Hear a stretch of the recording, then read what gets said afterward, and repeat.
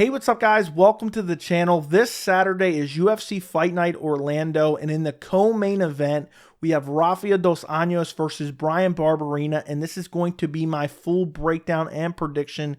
And after dos Anjos' last loss against Rafael Fiziev at lightweight, he's kind of said, look, I'm not looking to fight to be in title contention anymore. That was my last attempt at a run at the title, and he's basically said, look, I want fan-friendly matchups. And that's exactly what he's getting against Bryan Barberena. And for dos Anjos, he's getting up there in age. He's almost 40 years old. And the light heavyweights and the heavyweights can get away with fighting into their late 30s, early 40s. But at these lower weight classes like welterweight, lightweight, and lower, it's hard to get away with that. So dos Anjos, he's fighting Bryan Barberena. He's getting a little bit of a step back in competition.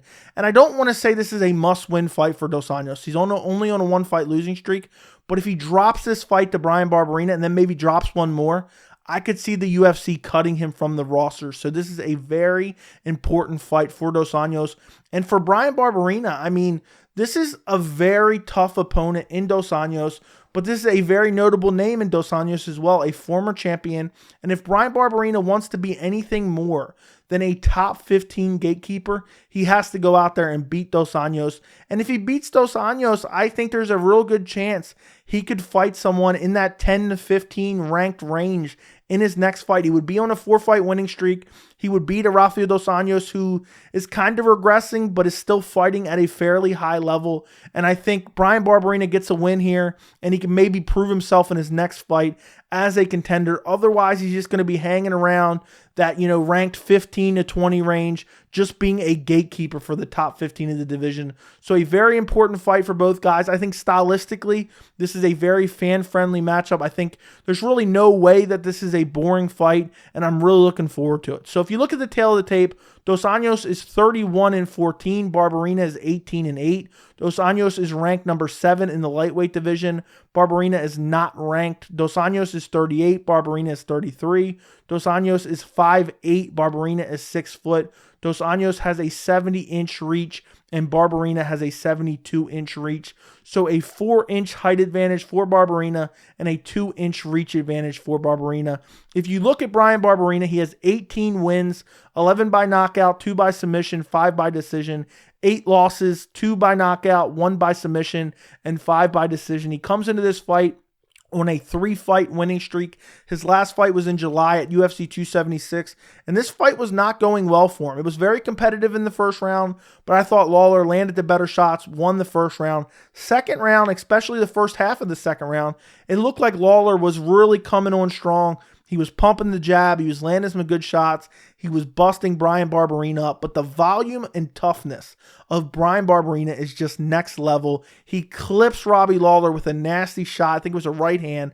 Hurts him badly and just never takes his foot off the gas. Throwing standing elbows, just hurting him badly. Robbie Lawler's up against the fence, just wobbled like crazy. And Barberena just puts combinations on him and eventually TKOs him via standing TKO. And Robbie Lawler was completely out on his feet. And I know this is an out of prime Robbie Lawler, but Lawler looked pretty decent in this fight. And eventually Bryan Barberena just showed his toughness. The volume was too much for Robbie Lawler. Fight before that, beat another UFC legend in Matt Brown. This was a very action-packed fight. Split decision for Barberena. Could have went either way. Matt Brown was able to take him down, I think, every round, but Bryan Barberena able to scramble back to his feet. Fight before that against Darian Weeks, outstruck him, was taken down quite a few times in this fight as well, but able to scramble back to his feet over and over again, and then landing the better shots on the feet. His last loss was against Jason Witt back at July of 2021. In this fight, he just got out-grappled. And he had moments on the feet because he would get taken down, then he would work his way back to his feet. But the control time of Jason Witt is what won him this fight. It was a split decision. It was a majority decision, actually. And, it could have went either way, honestly. But I think the control position is really what won Jason Witt that fight. Some other notable losses on Bryan Barberena's record. He has a loss to Colby Covington all the way back in 2016. He has a loss to Leon Edwards back in 2017. He has a loss via TKO to Vicente Luque, a TKO loss to Randy Brown. So there's a common theme for Bryan Barberena. When he gets a step up in competition, it seems like he always tends to lose. All the best opponents on his resume are losses. and that is just a common theme for Bryan Barberena. So if you look at Rafael dos Anjos, 31 wins, 5 by knockout, 10 by submission, 16 by decision. Of his 14 losses, 3 by KO or TKO, 1 by submission, 10 by decision. He comes into this fight on a 1-fight losing streak. His last fight was in July against Rafael Fiziev.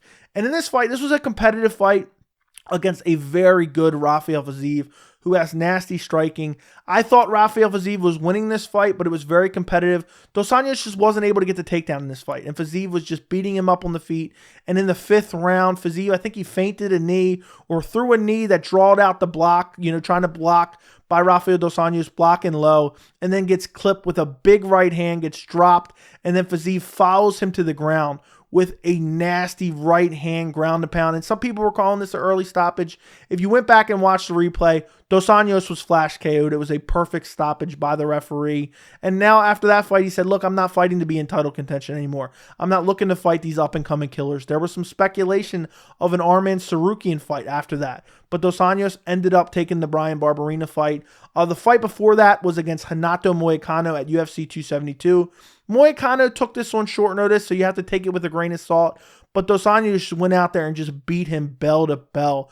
And this was a 5-round fight, even though Moicano came in on short notice. It was originally supposed to be Dos Anjos versus Fiziev. It was supposed to be a main event. Then it got shifted to 272. Then Fiziev had to pull out.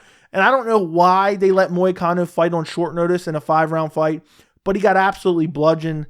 The ref failed him. The corner failed him. The doctor failed him. Dos Anjos went out there, took him down, brutalized him on the ground, and beat him up for basically 5 rounds. Fight before that was a split decision win over Paul Felder. Should have been a unanimous decision.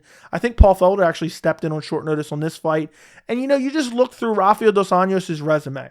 He is a former champion, and he's just fought the who's who in the UFC. It's crazy. He's been in the UFC since 2008, which is 2 years before I even started watching the sport. And he's just fought everyone. Donald Cerrone in his prime. He fought Khabib Nurmagomedov when Khabib Nurmagomedov was on the come up. I remember us hardcore fans were complaining at the time, how was this fight on the prelims? Because a lot of people thought Dos Anjos and Nurmagomedov were future champions or potential future champions, and they ended up being future champions. And, this fight he got out grappled by Khabib, but we've seen what Khabib went on to become. And then, after this, really, Dos Anjos' come-out performance was a flying knee flash KO over Benson Henderson, who I believe had just lost the belt at this point in time. Then he beats up Anthony Pettis at UFC 185 to win the lightweight title, only defends it once and eventually drops it to Eddie Alvarez. But, he's just fought the who's who. Win or loss, he's fought everyone. Eddie Alvarez, Tony Ferguson. Then he decides to go up to welterweight, fights Tarek Safady, Neil Magny, Robbie Lawler, who was closer to his prime at this point in time. Then he fights Colby Covington, loses to Colby Covington via decision, but there's no shame in that loss. Gets out-grappled in that fight. Then he fights Kamaru Usman, loses, gets out-grappled in that fight. Usman goes on to become a champion. Fights Kevin Lee, fights Leon Edwards, loses to Leon Edwards, fights Michael Chiesa, loses to Michael Chiesa. And a common theme at welterweight for Dos Anjos is losing to grapplers. But he's just fought the elite of the elite. I don't think there's anyone with a better resume in the sport as far as strength of schedule. I'm not saying just wins. I'm saying the level of competition he's fought, whether he's won or lost throughout his UFC career. He just fought the absolute who's who of the UFC lightweight division and the UFC welterweight division. And now he's moving back up to the welterweight division to fight Bryan Barberena. And when I look at this fight skill for skill, I know Dos Anjos is kind of on the decline, but I think Dos Anjos, is just a little bit more well-rounded. I think he's definitely a better grappler than Bryan Barberena. I think Barberena is super durable. I think there's question marks about Dos Anjos' chin. Is it going to be completely gone after getting flash KO'd, by Rafael Fiziev in his last fight? And Barberena just has that style where he doesn't have nuclear power, but he has decent power, and he will just press you and throw combination after combination after combination and not get tired. And if he senses that you're starting to slow down, he will never take his foot off the gas, and he will look for the finish. And this is a very interesting matchup because Typically, when you see a fighter getting close to their 40s and they're on the downslope of their career, I'm always like, there's no way I'm picking them in this fight. But for Dos Anjos, he showed me in the Rafael dos Anjos fight, he's still fighting at a fairly high level. And that's why for my official prediction, I am going Rafael dos Anjos via decision. I'm a little bit worried about this pick, but I think Dos Anjos gets it done. I think he's the better grappler. I think he'll go out there. I think he's got very good striking as well. And I think he'll be able to mix it up on the feet with Bryan Barberena. I don't think he's going to gas out. He just went 5 rounds with Rafael dos Anjos. He went 5 rounds with Renato Moicano. Dos Anjos has a very good gas tank, so I don't think even the pressure and volume of Bryan Barberena is going to wear him down. And also, I think mixing in the takedowns for Dos Anjos is what will win him this fight. Because if you look throughout Bryan Barberena's career, he looks to put volume on guys and he throws crazy combinations. But when you have the ability to take him down, it slows that pressure and that volume down a bit. And I think Dos Anjos will be able to get him down in this fight. And I think ultimately what will win this fight for Dos Anjos is control time. I think he'll push Bryan Barberena up against the fence. I think he'll be able to find takedowns. And Dos Anjos isn't one of these guys that gets you down and has this crazy ground to pound. He'll cement the position, do some damage. Cement the position, do some damage. And I'm a little bit curious whether or not Bryan Barberena will be able to get out from underneath Rafael dos Anjos. And I think he'll be able to do it maybe early on in the first round. But as the fight goes on and they start to slow down and get a little bit tired, I think Dos Anjos will be able to control him on the ground, do enough damage with the ground and pound. I think there'll be some moments where maybe Barberena scrambles to a knee up against the fence and then gets taken right back down. His wrestling has always been a hole in his game. And I know Dos Anjos has had a hole in his game with the wrestling at the welterweight division, but Barberena is nowhere near any level of grappler that Dos Anjos has fought in the welterweight division in the past, like Leon Edwards, Kamaru Usman, or Colby Covington.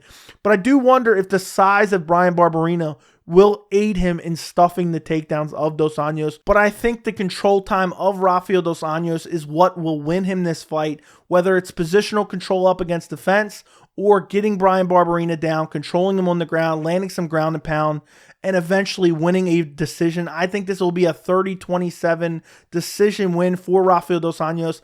I just don't see him finishing Bryan Barberena. Bryan Barberena is so tough, so durable. I think there is a chance maybe you could see a Rafael dos Anjos submission, but Barberena has only ever been submitted one time in his MMA career, so I don't think that's super likely. So I basically think Dos Anjos is going to go out there, take him down, go out there, push him against the fence, control him, and just get in that control time, land some ground and pound, bust Bryan Barberena up a little bit, and eventually win that decision. Let me know what you guys think down in the comments. Don't forget to like the video, and thank you so much for watching.